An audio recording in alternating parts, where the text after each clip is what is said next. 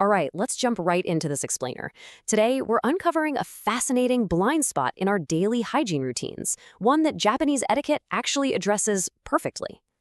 We spend so much time and money trying to stay fresh, but what if the very way we think about cleanliness is, well, fundamentally flawed? Today, we're rethinking hygiene and learning how to properly hit the reset button. Picture this. You just hopped out of the shower. You threw on fresh clothes, applied your go-to deodorant. Everything seems, well, perfect. But then you notice it. There's this faint, stale smell lingering in the background. It's incredibly frustrating, right? You've done all the right things, but that feeling of true freshness is somehow just slipping through your fingers. So why does that happen? I mean, it's pretty easy to see why we get confused. You're doing everything that, on paper at least, looks clean. Shower, clothes, deodorant, boom, done. But here's the catch. A body that's just been washed sends a massive signal to your brain saying, okay, I'm clean now. And hey, your body genuinely might be clean, but we totally overlook the physical objects around us that are secretly holding on to yesterday's odors. Basically, you're asking your shower to solve a problem that's hiding somewhere else entirely. So let's jump to section 1, source before scent, and what we call the fragrance trap. This breakdown perfectly illustrates our knee-jerk reaction when we feel a bit stale. What do? We just add more scent. Think about your average bathroom counter. Your shampoo is scented, your body wash is scented, then you've got lotion, deodorant, laundry detergent, and they all end up layered together, fighting for 20% of the space. It creates this chaotic olfactory mess. It literally becomes impossible to tell if you're actually smelling freshness or just 5 layers of perfume sitting right on top of an unresolved problem. This sets up a really important contrast. On one side, our default habit is layered fragrance, basically forcing perfume to do the heavy lifting that washing or drying didn't finish. It's just a cover-up. True freshness, on the other hand, requires a total shift in logic. Before reaching for a bottle and asking, what product should I add, we really need to ask, is there something in my routine that just hasn't been reset yet? If a shirt smells stale, you don't douse it in cologne, you deal with the shirt. You fix the actual source. Which brings us to section 2, the reset cycle, and why this is an absolute paradigm shift. So, what exactly is the reset cycle?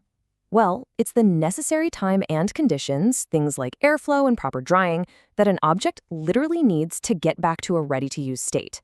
See, freshness doesn't just exist on your skin. It travels with the things that touch your skin.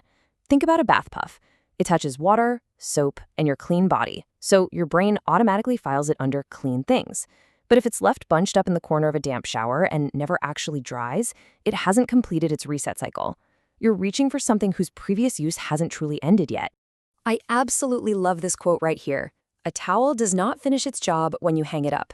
It finishes its job when it is dry, right? It perfectly captures the difference between looking clean and actually being ready to use. If you grab a towel the next morning and it feels even slightly cool or damp in the middle, or has that faint, stale smell, that is not a hygiene failure on your part. It's simply an object that hasn't had enough time or airflow to finish its reset cycle.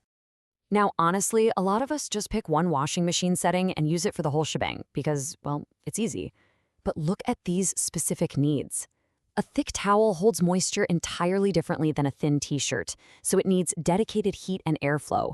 Workout clothes sit against a sweaty body for hours. They have totally different needs than a jacket you threw on for 20 minutes. Clothes shoes, they need at least 24 hours of rest and ventilation.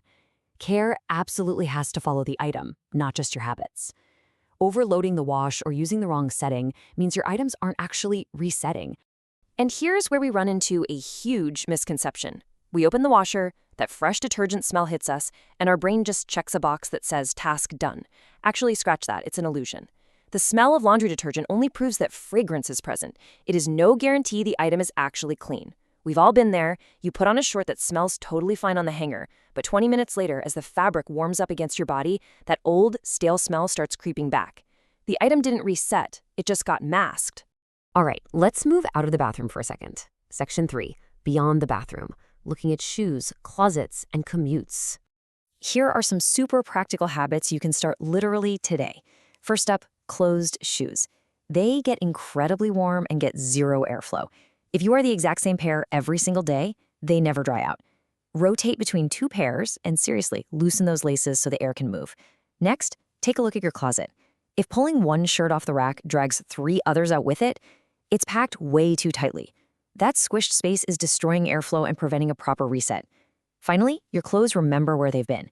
Don't let the clothes you wore on a sweltering commute transition straight to your living room couch. Which really brings up a great question to ask yourself. Are you letting your day follow you? Think about it. Fabric moves through kitchens, food smells, ride shares, all day long. You might stop noticing those smells because you've been wearing the jacket all day, but the fabric hasn't magically returned to a neutral state. If you walk in the door and sit on your bed in the clothes you wore to a restaurant, you are letting the momentum of your day dictate your hygiene. You have to create clear transition points. Give your fabrics a definitive ending so they can start that reset cycle.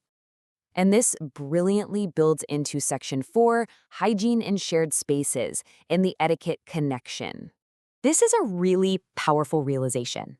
Cleanliness might be deeply personal, but we rarely use spaces completely alone, right? We hop into elevators, we sit next to coworkers, we walk into friends' homes. What is so fascinating about Japanese hygiene habits isn't just about performing this solitary act of cleanliness. It's about a deep, ingrained awareness of how your physical presence enters a space that other people are using. It's understanding that your personal freshness is just one tiny piece of a much larger shared environment. And I think this insight really hits the nail on the head. The most comfortable kind of freshness is often the kind that does not demand anyone's attention. True freshness means respecting the ecosystem of a shared space rather than assuming your overpowering routine just belongs everywhere.